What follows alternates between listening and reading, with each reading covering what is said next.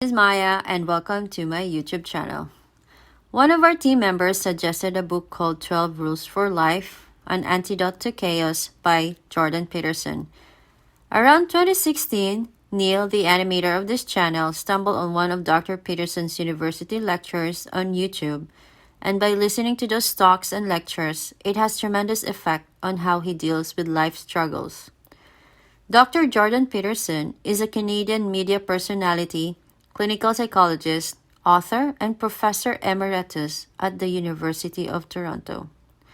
His long career in clinical psychology makes him effective in writing self-help books because it's based on scientific literature and clinical practice. 12 Rules for Life is his second book and has sold over 5 million copies worldwide. The 12 rules might sound trivial to most people or may consider it as simple common sense, but it's more deeper than what it looks like. The book's central idea is that suffering is built into the structure of being, and although it can be unbearable, people have a choice to either withdraw, which is a suicidal gesture, or to face and transcend it. To put it bluntly, life is suffering. But if you have a reason to keep on going because what keeps you going gives you meaning, what's the difference between the successful and the unsuccessful? The successful among us delay gratification. The successful among us bargain with the future. The successful sacrifice. It's all very well to think the meaning of life is happiness, but what happens when you're unhappy?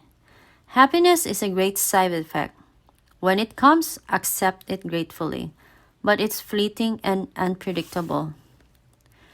It's not something to aim at, because it's not an aim. And if happiness is the purpose of life, what happens when you're unhappy? Then you're a failure. Jordan Peterson, here's the summary. And by the way, don't forget to like, share, and subscribe to help our channel grow so we can create more content like this. Thank you so much. The 12 Rules for Life, by Dr. Jordan Peterson. Jordan Peterson suggests that good is simply the prevention of evil, and good rules that reduce unnecessary human suffering will help us to live better lives.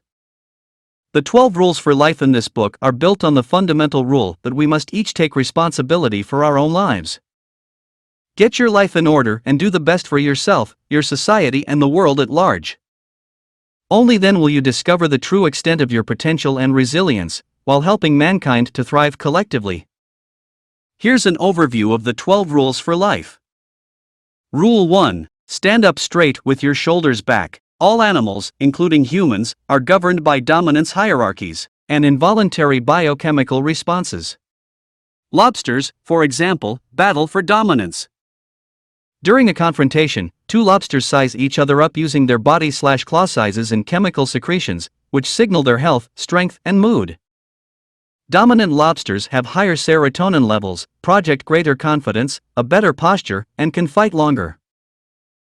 An alpha lobster typically wins without even having to fight physically. Humans have a dominance detector in our brain.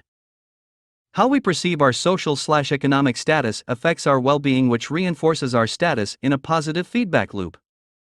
People with strong self-esteem feel/transmit a sense of security and confidence, which makes them more attractive and respected. On the other hand, people with a low self-perception feel insecure. They're more likely to be stressed, jumpy, and reactive.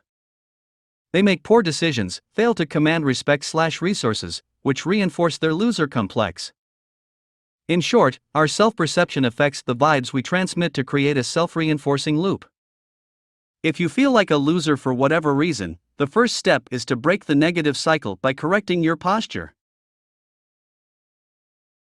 2. Treat yourself like someone you are responsible for helping. Care for yourself like how you'd care for someone else. We tend to take better care of our pets than we do ourselves.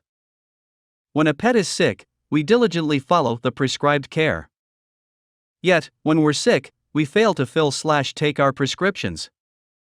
To treat yourself as if you were someone you are responsible for helping is, instead, to consider what would be truly good for you. Rule 3. Make friends with people who want the best for you. We become the average of the people we spend the most time with.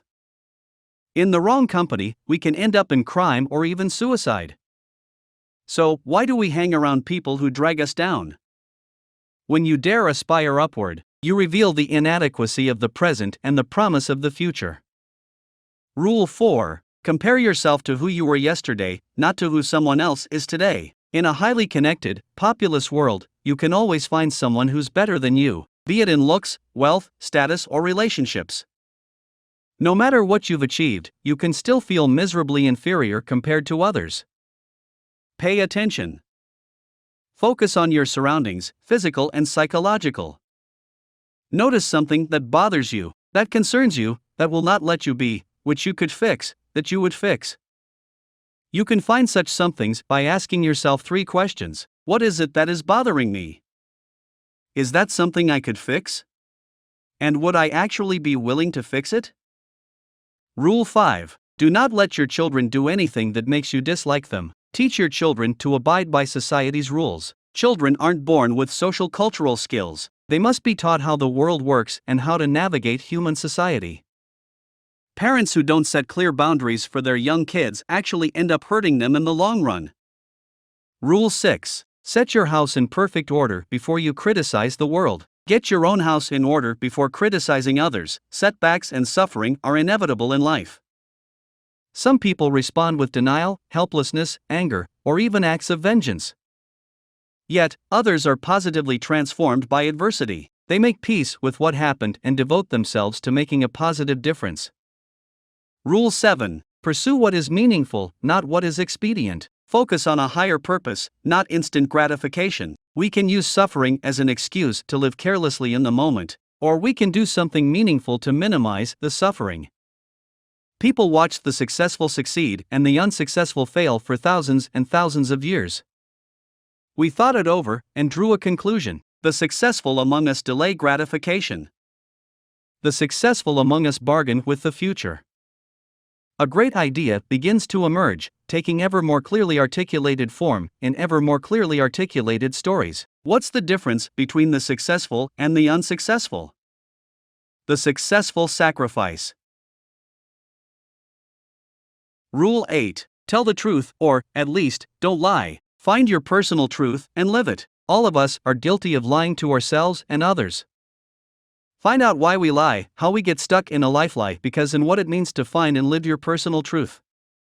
Only the most cynical, hopeless philosophy insists that reality could be improved through falsification.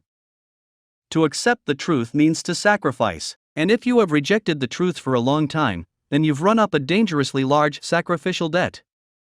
Forest fires burn out deadwood and return trapped elements to the soil. Sometimes, however, fires are suppressed artificially. That does not stop the deadwood from accumulating. Sooner or later, a fire will start.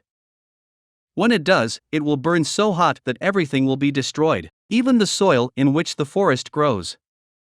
Rule 9. Assume that the person you are listening to might know something you don't. Learn to be a good listener. People need a listening ear. As a good listener, you can learn while helping others to solve problems. If you listen without premature judgment, people will generally tell you everything they are thinking, and with very little deceit. People will tell you the most amazing, absurd, interesting thing. Rule 10. Be precise in your speech. Define your problem precisely to make it manageable. We avoid looking deeply into a problem in hope that it'll go away by itself, but this only causes the doubts and uncertainties to build up into a catastrophic failure. Find out why and how to use specificity to bring order to chaos. When things break down, what has been ignored rushes in. When things are no longer specified with precision, the walls crumble, and chaos makes its presence known. When we've been careless and let things slide, what we have refused to attend to gathers itself up, adopts a serpentine form, and strikes often at the worst possible moment. Rule 11. Do not bother children when they are skateboarding. Accept that inequality exists. When untrammeled and encouraged, we prefer to live on the edge. There, we can still be both confident in our experience and confronting the chaos that helps us develop. We're hardwired, for that reason, to enjoy risk, some of us more than others. We feel invigorated and excited when we work to optimize our future performance, while playing in the present. Otherwise, we lumber around, sloth-like, unconscious, unformed, and careless. Overprotected, we will fail when something dangerous, unexpected, and full of opportunity suddenly makes its appearance, as it inevitably will.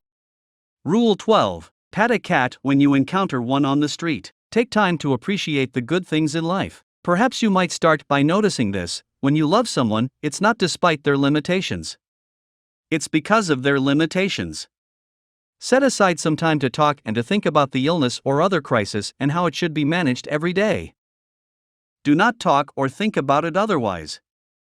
If you do not limit its effect, you will become exhausted, and everything will spiral into the ground. This is not helpful. Conserve your strength. You're in a war, not a battle, and a war is composed of many battles. You must stay functional through all of them. When worries associated with the crisis arise at other times, remind yourself that you will think them through during the scheduled period.